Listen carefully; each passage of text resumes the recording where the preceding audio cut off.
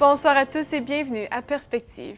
Ce matin, suite au consistoire ordinaire public, on a annoncé les dates des prochaines canonisations, dont celle de Mère Teresa. Elle sera canonisée le 4 septembre prochain à Rome. Ont été annoncées aussi les canonisations de Stanislas de Jésus et Marie, un Polonais, et de sœur Elisabeth Heselblad, suédoise, le 5 juin prochain. Puis, le 16 octobre 2016, seront canonisés le jeune Mexicain José Luis Sanchez del Rio et le prêtre José Gabriel del Rosario Broquero, un Argentin. Ce matin encore, le père Federico Lombardi, porte-parole du Vatican, a répondu aux accusations portées contre des responsables du diocèse de Lyon et en particulier du cardinal Philippe Barbarin, son archevêque. Ces accusations ont été exprimées dans une lettre de la Parole libérée, une association d'aide aux victimes de pédophilie. On les critique notamment d'avoir caché des cas de pédophilie dans le diocèse, pour la plupart liés à un prêtre.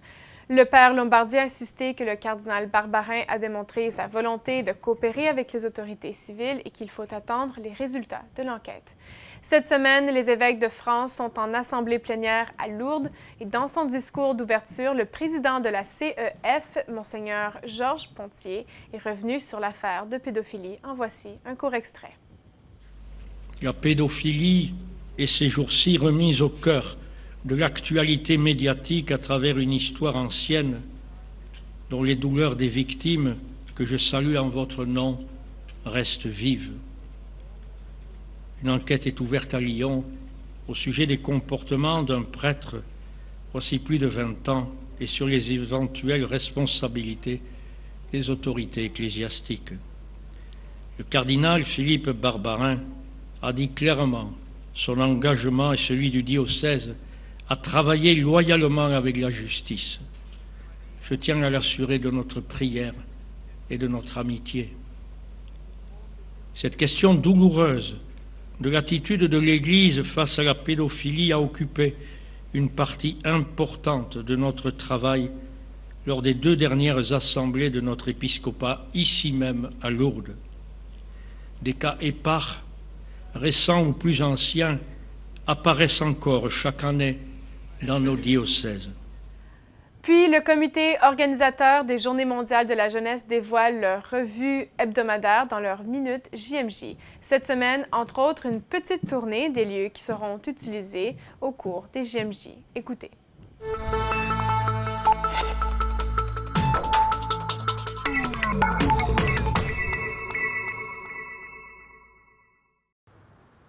À partir de cette semaine, donc, nous reprenons l'enregistrement de la Minute JMJ en différents endroits de la ville. Je me trouve aujourd'hui au Palais des Congrès de Cracovie, au bord de la Vistule, à l'opposé du Château Royal de la Wawel que vous voyez derrière moi. Avec une surface de près de 40 000 mètres carrés utiles pour des expositions et une salle de concert de 2000 places, le Palais des Congrès sera bien entendu utilisé pour des événements artistiques et culturels au cours des JMJ. Mais rentrons tout de suite dans le vif du sujet. Comme vous le savez, le Festival de la jeunesse vous proposera de nombreuses activités, parmi lesquelles du sport. D'ores et déjà, un concours de breakdance et un tournoi de streetball et de foot sont prévus au programme. Le tournoi de foot, nommé Copa Católica, est un projet porté de longue date par un collègue brésilien.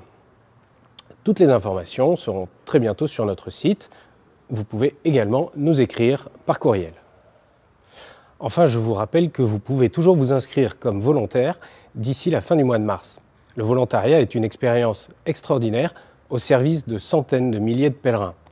Pour cela, une simple condition, être majeur et parler plus d'une langue. Voilà pour cette nouvelle édition de la Minute JMJ. Merci de votre fidélité, merci de nous soutenir par la prière et à la semaine prochaine.